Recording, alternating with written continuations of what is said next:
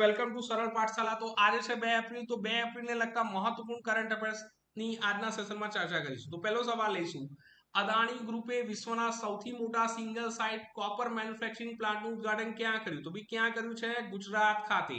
અચ્છા ભાઈ દેખો, વિશ્વનો સૌથી મોટો એક જ જગ્યા પર સૌથી વધુ કોપર ઉત્પાદન કરવાની વાત છે।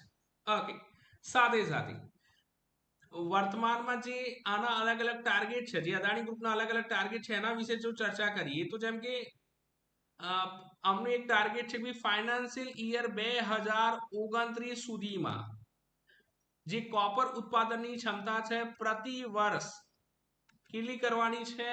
1 મિલિયન ટન કરવાની છે પ્રતિ વર્ષ। તો એક ટાર્ગેટ અમને આ નક્કી કર્યો છે। સાથે સાથે આ પ્રકારનું જ્યારે પ્લાન્ટ ઓપન કરવામાં આવ્યો છે, સૌથી મોટો મેન્યુફેક્ચરિંગ પ્લાન્ટ, તો જેનાથી શું થશે? ભારતની જે કોપરની આયાત છે એની જે આયાત પર નિર્ભરતા ઘટાડવામાં મદદ કરશે। સાથે સાથે જે કોપર શું મદદ કરશે? ભાઈ ગ્રીન એનર્જી તરફ ભારતને આગળ વધવા માટે ટેકો આપશે। જે ભારતના અલગ અલગ ટાર્ગેટ છે 2070 માં જે ઝીરો કાર્બન ઉત્સર્જન એચીવ કરવાનો ને, જે અલગ અલગ ટાર્ગેટ છે। અચ્છા, સાથે સાથે એક સવાલ બનશે, સર વર્તમાનમાં ભારતમાં સૌથી વધુ કોપરનું ઉત્પાદન કોણ કરે છે? તો ભાઈ વર્તમાનમાં ભારતમાં સૌથી વધુ જે કોપરનું ઉત્પાદન કરે છે એ કંપનીનું, એ ઇન્ડસ્ટ્રીનું નામ છે હિન્ડાલ્કો ઇન્ડસ્ટ્રી, જે પ્રતિ વર્ષ 0.5 મિલિયન ટનનું ઉત્પાદન કરે છે। તો એક પોઈન્ટ આ બી ધ્યાનમાં રાખી શકો। અચ્છા, એક સવાલ એ બી બને કે ભાઈ સૌથી વધુ તાંબાનું ઉત્પાદન કયો દેશ કરે? તો સૌથી વધુ તાંબાનું ઉત્પાદન કયો દેશ કરે છે? તો ભાઈ એ દેશનું નામ છે ચીલી। સૌથી મોટી તાંબાની ખાણ પૂછે એ બી ક્યાં આવશે? તો એ પણ આવશે ચીલીમાં। અચ્છા, તો સવાલ ચેન્જ કર દે કે ભારતમાં તાંબુ તમને ક્યાંથી મળી આવે મુખ્યત્વે? તો ભાઈ ભારતમાં જે તાંબુ છે મુખ્યત્વે ક્યાંથી મળી આવે? તો ભાઈ રાજસ્થાનમાં ખેતડી ખાતે, મધ્યપ્રદેશમાં બાલાઘાટ ખાતે,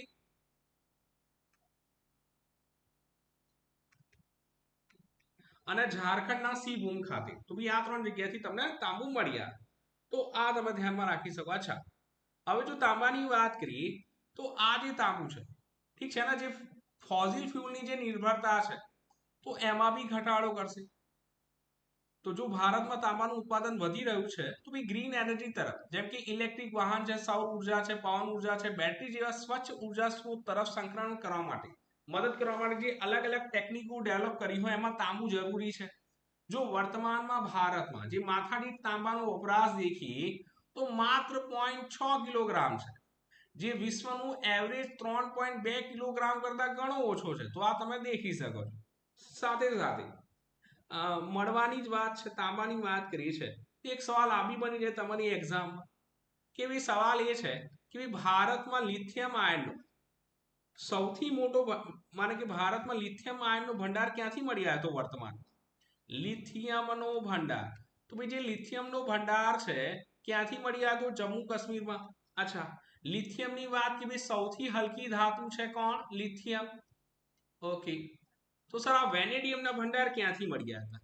તો ભાઈ આ જે વેનેડિયમના ભંડાર છે એ ક્યાંથી મળ્યા હતા? ભાઈ આપણા ગુજરાતમાંથી મળ્યા હતા। ક્યાંથી મળ્યા હતા? ગુજરાતમાંથી। અચ્છા, અહીં આગળ સવાલ બી ચર્ચા થઈ, ગુજરાતથી ચર્ચા છે, ઠીક છે ને, કે ભાઈ ગુજરાતમાં આનું ઉત્પાદન કરવાની વાત છે, અને જે ગુજરાતના મુન્દ્રામાં આના ઉત્પાદન કરવાની વાત છે, જે અદાણી એન્ટરપ્રાઇઝ લિમિટેડની જે પેટા કંપની છે કચ્છ કોપર, આનું ઉત્પાદન કરી રહી છે। તો ભાઈ ગુજરાતથી બી થોડા સવાલ કનેક્ટ કરી, જેમ કે બેઝિક સવાલોની વાત કે ભાઈ કેપિટલ ગાંધીનગર છે, ગુજરાતના સીએમ કોણ છે? ભૂપેન્દ્રભાઈ સાહેબ। ગવર્નર કોણ છે? આચાર્ય દેવવ્રત। એક સવાલ આ બની જાય, ક્રિકેટ ચાલી રહ્યો છે કે ભાઈ હાલમાં સૌથી મોટું જે ક્રિકેટ સ્ટેડિયમ છે વિશ્વનું ક્યાં આવેલું છે? અમદાવાદ ખાતે। તો આ પોઈન્ટ બી કનેક્ટ કરી શકો। સાથે સાથે 2-3 સવાલ બીજા લખી દો જે વર્તમાનમાં કરંટમાં ચર્ચામાં છે, જેમ કે ભારતની પહેલી 6 લેન સ્ટીલ સ્લેગ, સ્ટીલ સ્લેગનો મતલબ કે જે સ્ટીલનો કચરો છે, જે વેસ્ટેજ છે, એમાંથી રોડ બનાવવામાં આવ્યો, તો ક્યાં બને? તો આ રોડ સુરત ખાતે।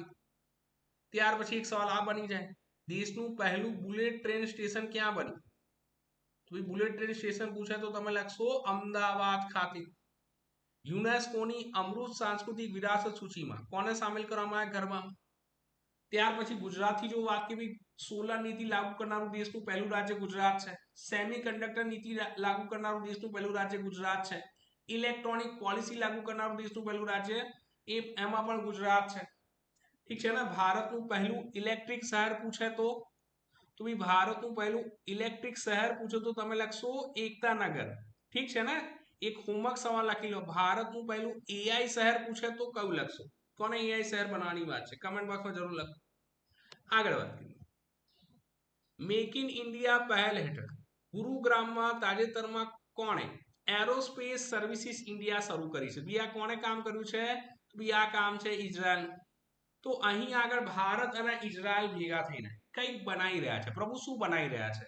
તો અહીં આગળ એક મિસાઇલના નિર્માણની વાત છે. ક્યાં આગળ? ગુરુગ્રામ હરિયાણા ખાતે, જેનું નામ છે અભ્ર મિસાઇલ. શું નામ છે?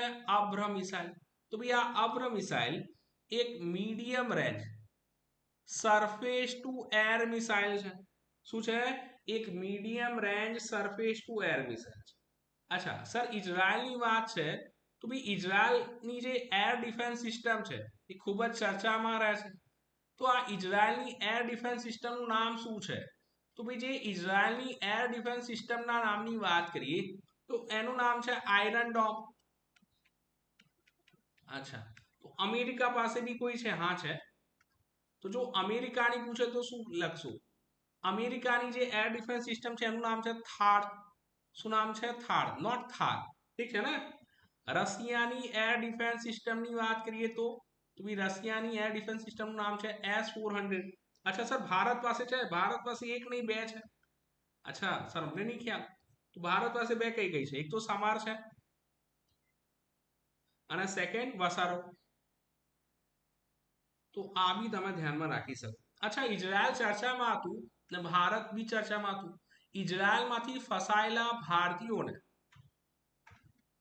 બહાર નીકાળવા માટે એક ઓપરેશન ચલાવવામાં આવ્યું હતું, જેનું નામ શું હતું?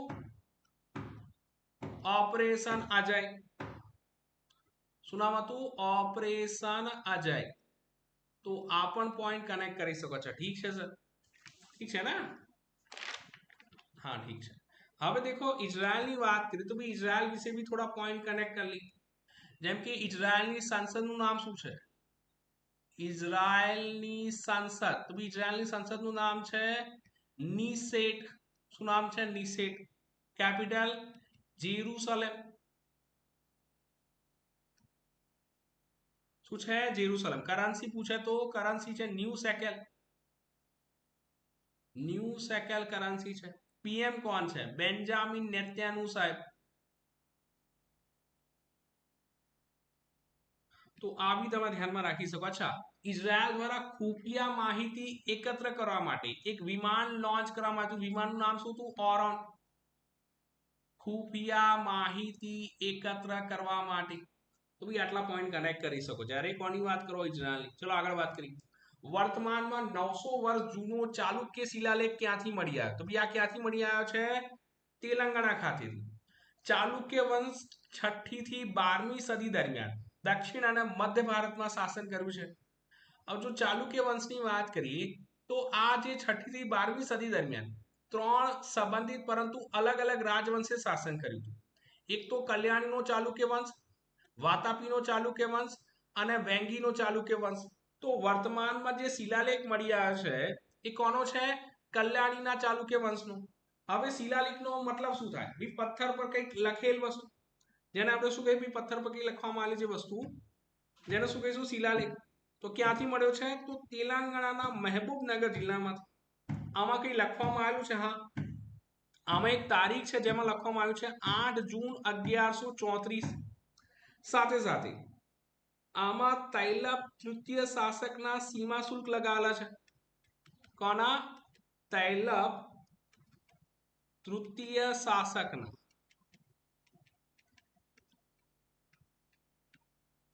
સીમા શુલ્ક લગાવવામાં આવે છે. તો આ બી તમે ધ્યાનમાં રાખી શકો. અચ્છા, એક સવાલ એ બી બની જાય કે પ્રભુ અભિલેખોના અધ્યયનને શું કહેવામાં આવે છે? તો અભિલેખોના અધ્યયનને એપિગ્રાફી કહેવામાં આવે છે. શું કહેવામાં આવે છે? એપિગ્રાફી. તો જે રીતના વર્તમાનમાં કલ્યાણીના ચાલુક્ય વંશનો શિલાલેખ મળી આવ્યા છે. તો એ રીતે બાકી કોઈ જગ્યાથી શિલાલેખ મળ્યો તો? હા, મળ્યો તો. કદમનો શિલાલેખ. બી આ ક્યાંથી મળી આવ્યો? તો કદમનો શિલાલેખ જેનું તમે પ્લાન તો કરો છો પણ પ્લાન સક્સેસફુલ નહીં થતું. કઈ જગ્યા છે? તો બી ગોવા. ક્યાંથી મળ્યા? તો કદમનો શિલાલેખ ગોવા ખાતેથી.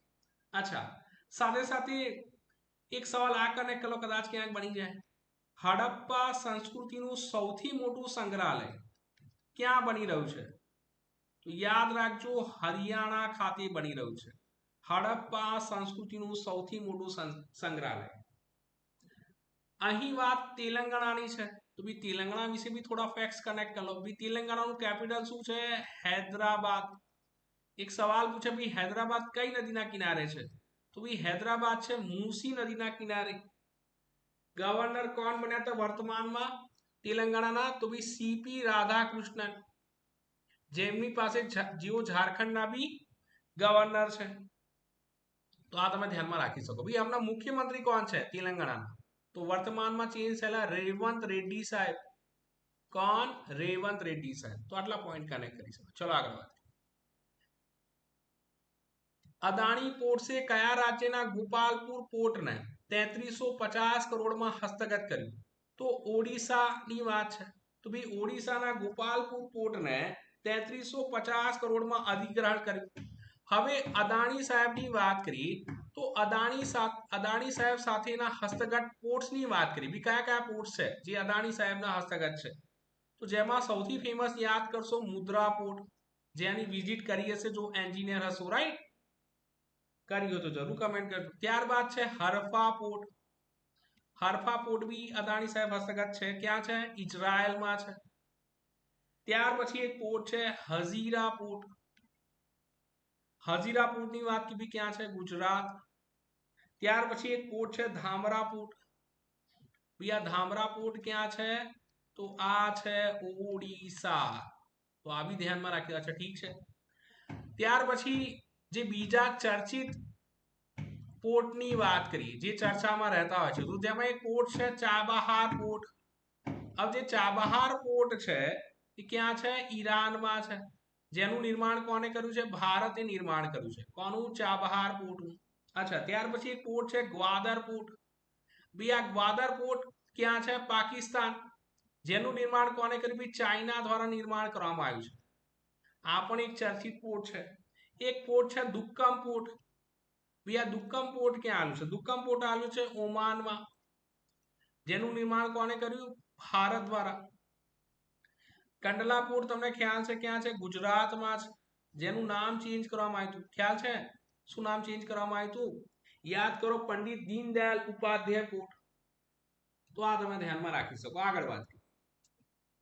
ત્યાર પછી તાજેતરમાં કઈ જગ્યાએ સાંજી ક્રાફ્ટને જીઆઈ ટેગ મળ્યો છે? તો ભાઈ વર્તમાનમાં મથુરાન. તો ભાઈ વ્રજની જે આ કળા છે સાંજી ક્રાફ્ટ, જેને જીઆઈ ટેગ મળ્યો છે. હવે કોઈ બી ક્ષેત્રની વસ્તુને જીઆઈ ટેગ મળે તો બી એ ક્ષેત્રની એ પોપ્યુલર વસ્તુ બની જાય. કે ભાઈ મથુરા જઈશું, સાંજી ક્રાફ્ટ જરૂર દેખીશું, ઠીક છે ને? તો તીર્થનગરીની આ ફેમસ વસ્તુ બની ગઈ છે સાંજી ક્રાફ્ટ. સાંજી ક્રાફ્ટની વાત કરી, વલ્લભ કુલથી સંબંધિત આ કળા છે. કોનાથી? વલ્લભ કુલથી સંબંધિત આ કળા છે, જે રાધા કૃષ્ણના પ્રેમ તથા લીલાનું પ્રતીક છે. તો આ પોઈન્ટ કનેક્ટ કરી શકો. જીઆઈ ટેગ ની વાત કરી, ભારતમાં જીઆઈ ટેગ અધિનિયમ ક્યારે આવ્યો હતો? તો જે જીઆઈ ટેગ અધિનિયમ છે એ આવેલો 1999 માં. જીઆઈ ટેગ એક્ટ લાગુ ક્યારે થયો? 2003 માં. ભારતની પહેલી ચીજ વસ્તુ કઈ બની હતી જેને જીઆઈ ટેગ મળ્યો હતો? તો દાર્જિલિંગની ચા. 2004 વેસ્ટ બેંગોલ. અને ગુજરાતની પહેલી ચીજ વસ્તુ પૂછે તો યાદ કરજો 2007 સંખેડાનું ફર્નિચર. જીઆઈ ટેગ લાગુ થયા બાદ કેટલા વર્ષ સુધી રહે જીઆઈ ટેગ? તો 10 વર્ષ સુધી. ને પેટન્ટ પૂછે તો પેટન્ટ કેટલા વર્ષ સુધી? 20 વર્ષ સુધી. તો આ તમે ધ્યાનમાં રાખી શકો. તો ભાઈ આ હતી આજના સેશનની કહાની. દેખો, રોજના તમે 15 સવાલ બી કરી શકો છો, બટ મહત્વનું છે બી કેટલા ઇમ્પોર્ટન્ટ બને છે, ઠીક છે ને? તો આ જરૂર ધ્યાનમાં રાખજો. અને બાકી જે મહત્વના સવાલ છે જે આપણી ટેલિગ્રામ ચેનલ છે કરંટ વિથ અમિત શુક્લામાં ડેલી અપડેટ થતા રહે છે. પીડીએફ બી ત્યાંથી મળી રહેશે. ફેબ્રુઆરી અને માર્ચની કરંટ અફેર્સની પીડીએફ ત્યાં અપલોડેડ છે, સાથે સાથે સીસી નું વર્તમાનમાં એનાલિસિસ સવાલ બી ત્યાં મૂકતા રહીએ છે, તો જરૂર એ ચેનલને ફોલો કરી લો. ત્યાં સુધી શું કરશો, મળીશું કાલે, ત્યાં સુધી વાંચો, તૈયારી કરવાનો મોજ કરો.